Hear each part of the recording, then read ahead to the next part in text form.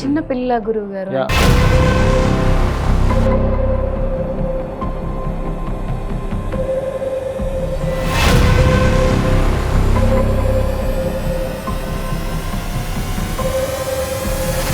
ఇప్పుడు గురువుగారు ఉగాది వచ్చేంత వరకు కూడా ఇదే ప్రెడిక్షన్ అనేది మన అందరికి పంచాంగం ప్రకారం కంటిన్యూ అవుతుందా? కొంచెం 1-2 months వరకు కొంచెం వాహనం మీద వెళ్ళేటప్పుడు వాహన ప్రమాదాలు ఉన్నాయి.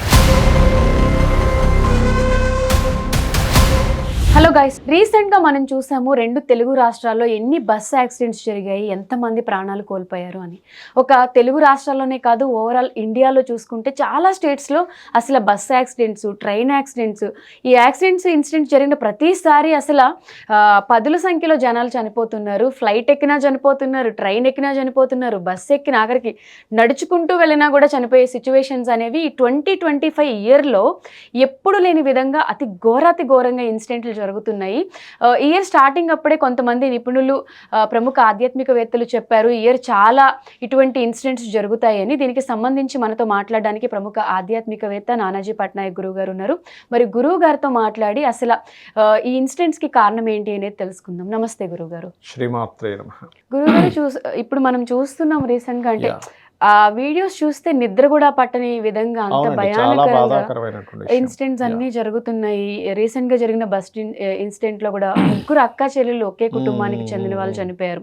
వాళ్ళ మదర్ ఏడుస్తూ అంటున్నారు, మొన్నే గుడి ఓపెనింగ్ కి మట్టి కూడా పోసి వెళ్ళారు, దేవుడు లేడు అని చెప్పి. ఇటువంటి చూసినప్పుడు చాలా బాధాకరంగా అనిపిస్తుంది.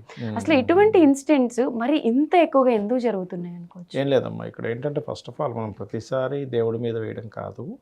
అసలు అక్కడ ఆ రోడ్లో చాలా సన్న రోడ్డు, మానవ తప్పిదాలు, యాక్సిడెంట్ అని కూడా నేను మానవ తప్పిదాలు కొన్ని ఉంటాయి, కొన్ని యాక్సిడెంట్లు కూడా అవుతుంటాయి. ఇప్పుడు మన ఫ్లైట్ పడిపోయింది, అది యాక్సిడెంట్.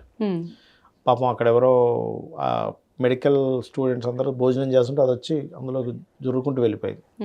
మరి అదంతా దాన్ని యాక్సిడెంట్ అంట, మనకు సంబంధం లేకుండా జరిగేది యాక్సిడెంట్. కానీ ఈ పాలకులు అనుకోండి, ఇంకెవరైనా అనుకోండి, వీళ్ళు తీసుకునేటువంటి కొన్ని సరైన నిర్ణయాలు సరైన సమయంలో తీసుకోకపోవడం వల్ల జరిగేటివన్నీ కూడా మన మానవ తప్పిదాలే అని చెప్తాను నేను. ఒకటి అయితే మరి ఎందుకు ఎక్కువగా జరుగుతున్నాయి? ఒకటంటే మానవ తప్పిదం. దీనికి శాస్త్రంలో పర్టికులర్గా మనం ఆల్రెడీ ఒక 1 month 2 months బ్యాక్ చేసే వీడియోల్లో కూడా, ఈ సంవత్సరం ప్రారంభంలో కూడా మనం ఆల్రెడీ చెప్పాము ఇట్లాంటివి కొంచెం ఉంటాయి అని. ఇవి ఎప్పటి వరకు ఉంటాయి? ఇంకో నెల రోజుల పాటు కాస్త ఎక్కువగా ఉంటాయి. ఇవి ఇంకా నెల రోజుల పాటు ఉంటాయి. దాని తర్వాత నెల తర్వాత next year June May ending వరకు కూడా కొంత కమ్యూనికేషన్స్ రిలేటెడ్ వాటి మీద, టవర్స్, ఫోన్ రిలేటెడ్, కొంత సాఫ్ట్వేర్ రిలేటెడ్ వాటి మీద పడుతుంది దీని ఎఫెక్ట్. అవి ఏమైనా డ్యామేజ్ అవ్వడం లాంటివి జరుగుతుంది. మరలా నెక్స్ట్ ఇయర్ జూన్ నుంచి ఒక 1 year ఆఫ్ టైం మళ్ళీ కొంచెం ఈ ప్రమాదాలు వీటి మీద పడుతుంది. ఎందుకు అలాగా అంటే ఇట్స్ వెరీ క్లియర్. మన గ్రహాల యొక్క స్థితి కనుక చూసుకున్నట్లయితే మీనం రాశిలో శని ఉన్నాడు ప్రజెంట్. అదేవిధంగా శని యొక్క రాశిలో రాహు ఉన్నాడు. అంటే చూడ్డానికి గురువు కర్కాటక రాశిలో ఉన్నప్పటికీ ఆ గురువు ఏ ఎనర్జీస్తో ఉన్నాడంటే రాహు అండ్ సాటర్న్ ఎనర్జీస్తో ఉన్నాడు. దాన్ని డిస్పాజిటివ్ సిస్టమ్ అంటాం. దీన్నే ముండేన్ ఆస్ట్రాలజీ అంటే మైథుని జ్యోతిష్యం ఉంటుంది. దాంట్లో గ్రహాలు ఎక్కడెక్కడ ఉంటే దేని మీద ఎఫెక్ట్ చూపిస్తుంది అంటుంది.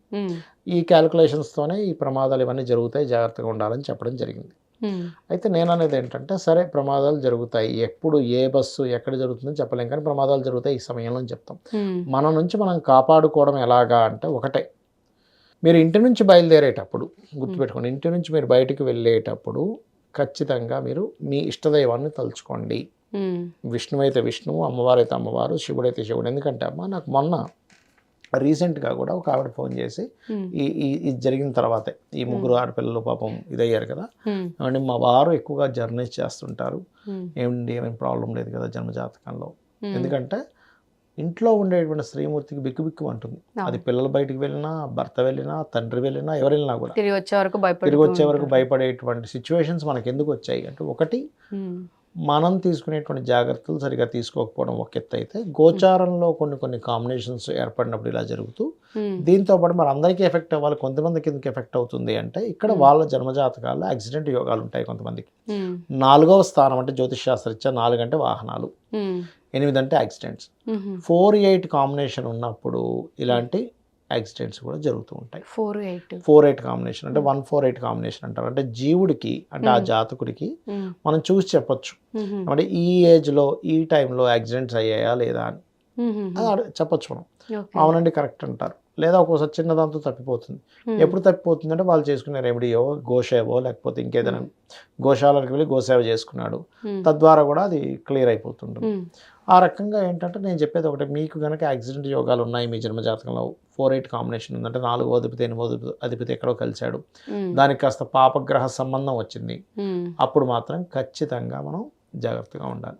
ఎందుకంటే ఇక్కడ మీరు ఇన్సిడెంట్ చూసుకుంటే కూడా ఆడపిల్లలు 3, వాళ్ళకి మొత్తం 4 పిల్లల్లో ఒక ఆడపిల్లకి పెళ్లి చేశారు.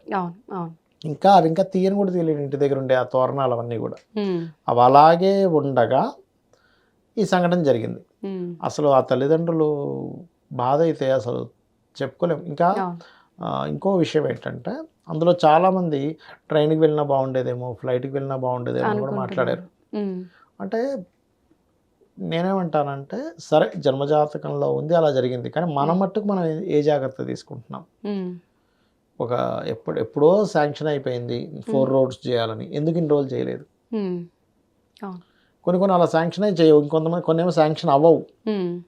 అసలు ఎక్కడ మనం ఎంతసేపు ఇంకో దాని మీద కాదు, సరైనటువంటి గైడ్ లైన్స్ పాటిస్తున్నామా లేదా? ఆ రోజు నిజంగా రోడ్డు వల్లే జరిగిందా, లేకపోతే ఇద్దరిలో ఎవరైనా ఒక డ్రింక్ చేసి ఉన్నారా?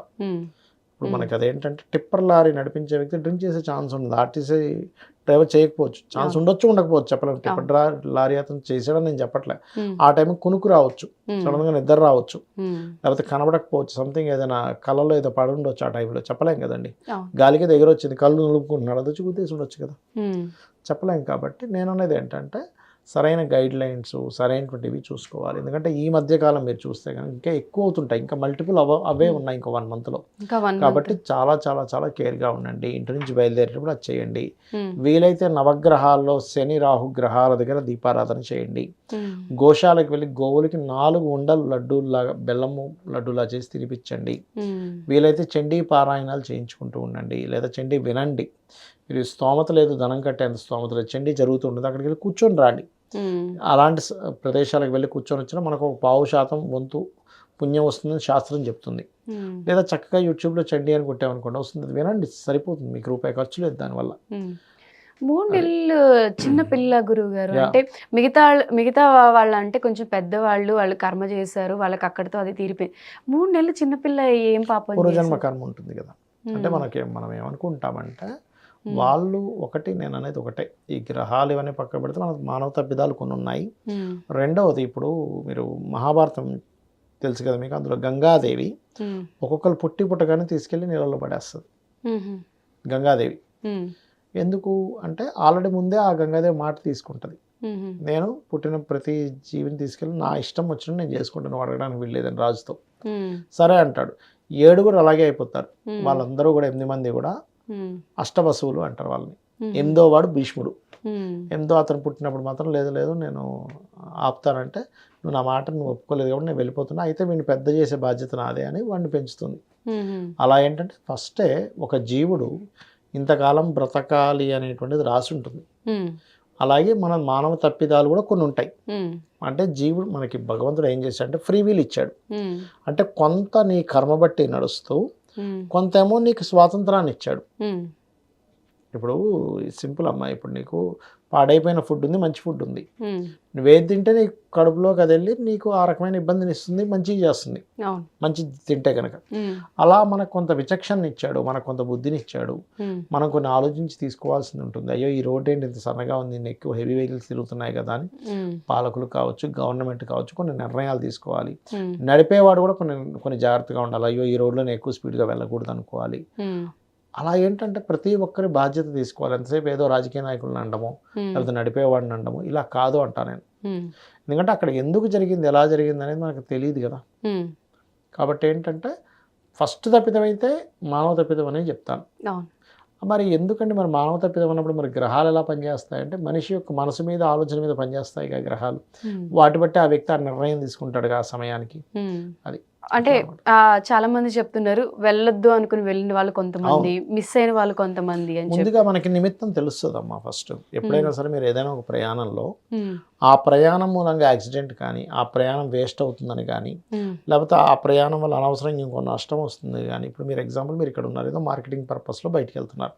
మీరు బయటకు బయలుదేరేటప్పుడు మన వాళ్ళు శకునాలు అంటారు, కొన్ని పిల్లి ఎదురు రావడం, లేకపోతే ఎదురు రానటువంటి కూడనటువంటి కొన్ని వస్తువులు ఎదురు రావడం వచ్చినప్పుడు వద్దని చెప్తారు. కట్టెల మోపు ఎదురు వస్తే మంచిది కాదని చెప్తారు, పిల్లి ఎదురు వస్తే మంచిది కాదంటారు. ఒంటి బ్రాహ్మణుడు ఎదురు రాకూడదు అంటారు. ఒంటి బ్రాహ్మణుడు అంటే మంచి మనిషే కదండి అంటే దాని అర్థం ఏమిటంటే ఒంటి బ్రాహ్మణుడు ఎప్పుడు అంటే బ్రాహ్మణుడు ఎప్పుడు సింగిల్గా తిరగకూడదు. ఎందుకు అంటే పక్కన ఒక వ్యక్తికి ఎప్పుడు ఏదో ఒక మంచి చెప్తూ ఉండాలి. శాస్త్రాలు ఇలా ఉన్నాయని ఒక మంచిని బోధిస్తూ ఉండాలని దాని అర్థం. అంతేగాని ఆయనకి ఏదో పవర్ ఉంది, పిల్లికి ఏదో పవర్ ఉందని కాదు. ప్రకృతి అమ్మవారు ఆ పిల్లి రూపంలో మనకు ఎదురుబడి చెప్తుంది, నువ్వు వెళ్ళే పని కొంచెం వేస్ట్ అయ్యేలాగుంది, నువ్వు వెళ్ళే పని జాగ్రత్తగా ఉండు, ఇది ఇలా ఉంది అనేటువంటి దాన్ని మనం అర్థం చేసుకోగలగాలి అట్లా. అంతేగాని అదేదో పిల్లికి ఏదో పవర్ ఉందని కదా, ప్రకృతి చెప్పేటువంటి లాంగ్వేజ్ అది. చాలాసార్లు నేను రీసెర్చ్ చేసినప్పుడు 7 times పిల్లి ఎదురొచ్చినప్పుడు నేను వెళ్ళి చూసే పని అవ్వలేదా. శకుని శాస్త్రంలో ఇలా ఉంది కదా, సరే ఎలాగైనా పని చేసుకుని వద్దామని ఇలా 7 times ఫెయిల్యూర్, 7 సార్లు. నాకు అర్థమైంది, ఓహో ఇదంతా ప్రకృతి. ప్రకృతి అంటే ఎవరో కదా, అమ్మవారే ప్రకృతి రూపంలో తన లాంగ్వేజ్ అనమాట అది. కట్టెల మోపు పట్టుకొని వస్తున్నాడు ఎదురుది, అది మంచిది కాదు. అలా కాకుండా శవం వస్తే మంచిది అంటారు, ఎందుకంటే శవం ఈజ్ ఈక్వల్ టు శివం. కాబట్టి ఇట్లా ఏంటంటే కొన్ని మనకి స్వప్న రూపంలో వస్తాయి. ఎప్పుడైనా పొద్దున్నే కొబ్బరికాయ కొట్టే కులిపోయింది, ఆ రోజు ఎటువంటి తొందరపాటు నిర్ణయాలు తీసుకోకండి.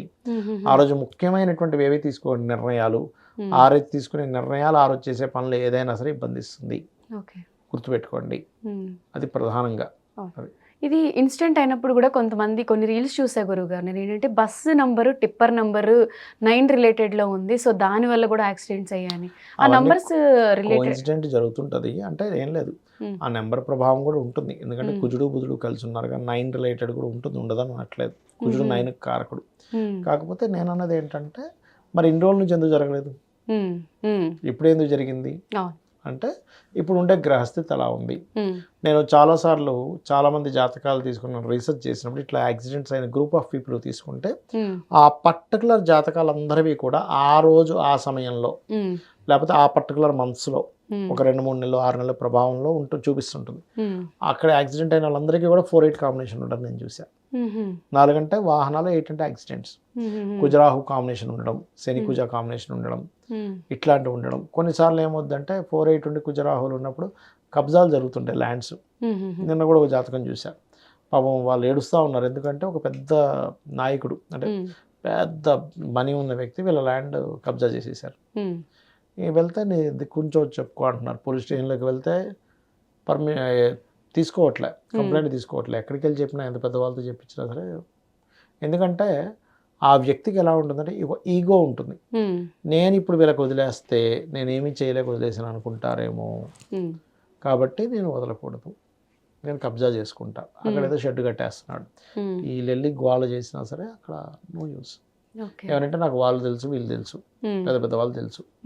ఇప్పుడు గురువుగారు ఉగాది వచ్చేంత వరకు కూడా ఇదే ప్రెడిక్షన్ అనేది మన అందరికి పంచాంగం ప్రకారం కంటిన్యూ అవుతుందా, లేకపోతే జనవరి నుంచి ఏమైనా మారే ఛాన్సెస్ ఉంటాయి? అంటే నెక్స్ట్ ఎక్కువ ట్రైన్ యాక్సిడెంట్లు అవుతాయని చెప్తున్నారు. 1 month అయితే కొంచెం 1-2 months వరకు కొంచెం వాహనం మీద వెళ్ళేటప్పుడు వాహన ప్రమాదాలు ఉన్నాయి. అలాగే కొన్ని ఈ యుద్ధ సంబంధించిన కూడా కొంచెం కనబడుతుంది. రెండవది. మూడవది, ఒక 1 month దాటిన తర్వాత నుంచి దాదాపుగా చెప్పాలంటే ఈ 12 తర్వాత కూడా కొన్ని కమ్యూనికేషన్ రిలేటెడ్ సంబంధించిన కొంత డ్యామేజ్ అయ్యే ఛాన్సెస్ ఉంది. Business, share market, communication related. ఎందుకంటే ఈ గురువు వక్రించి మిథున రాశిలోకి వెళ్తున్నాడు. ఇక్కడ మనం చూడాల్సింది గురువు అని కాదు, గురువు చూడడానికి గురువు, కానీ దాని వెనకాతలు ఉండే ప్లానెటరీ పొజిషన్స్ వేరు. అలాగే మనకి నెక్స్ట్ ఇయర్ జూన్ నుంచి మరలా ఒక 1 year ఆఫ్ టైము కొంచెం ఈ ప్రభావం ఎక్కువగా ఉంటుంది. దాని తర్వాత 2028 జూన్ నుంచి ఇది కొంచెం రాజకీయ నాయకుల మీద, మెడికల్ వాటి మీద దీని ప్రభావం ఎక్కువగా పడుతుంది, గుర్తుపెట్టుకోండి. ఇది నేను ఇచ్చేటువంటి ప్రొడిక్షన్. గతంలో కూడా ఆల్రెడీ చెప్పాను, ఇట్లాంటి అవుతాయని, జరుగుతూనే ఉన్నాయి. కాకపోతే బాధాకరమైన విషయం ఏంటంటే అమాయకులు చచ్చిపోతున్నారు. నేను చెప్పేది ఒకటే, ప్రొడిక్షన్ ఇవ్వడం కోసం నేను వీడియో చేయట్లేదు, ఎలా కాపాడబడాలి, అంటే మీ ఇష్టదైవాన్ని తలుచుకొని బయలుదేరండి బయటికి. రోజు కనీసం ఉదయం సాయంత్రం పూజ చేసుకోండి.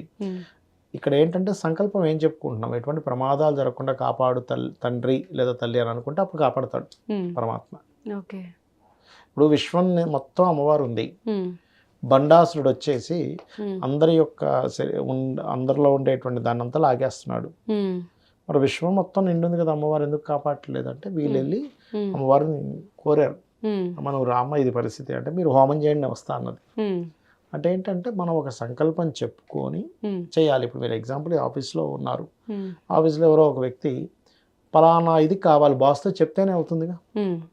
జనరల్గా జరుగుతాయి. బాస్ ఒక కుర్చీ ఏర్పాటు చేస్తాడు, ఏసీ ఏర్పాటు చేస్తాడు, లైటింగ్ ఏర్పాటు చేస్తాడు, మీకు ప్రతి నెల శాలరీ ఇస్తాడు. కానీ ఒక కష్టం వచ్చినప్పుడు బాస్కి చెప్పుకోవాలిగా. చెప్పుకోకపోతే ఎట్లా? అట్లా ఏంటంటే మనం ఖచ్చితంగా ఒక సంకల్పంగా చెప్పుకోవాలి. రోజు పూజలో ఇట్లాంటి ప్రమాదాలు ఉన్నాయి కాబట్టి నేను వెళ్ళొచ్చే దగ్గర బాగుండాలి స్వామి అనుకున్నట్లయితే ఖచ్చితంగా ఆ యొక్క పరమాత్మ మనల్ని ఏ రూపంలో ఉన్నా కాపాడతాడు. ఓకే గురుగారు, ధన్యవాదాలు. శ్రీమాత్రే నమః.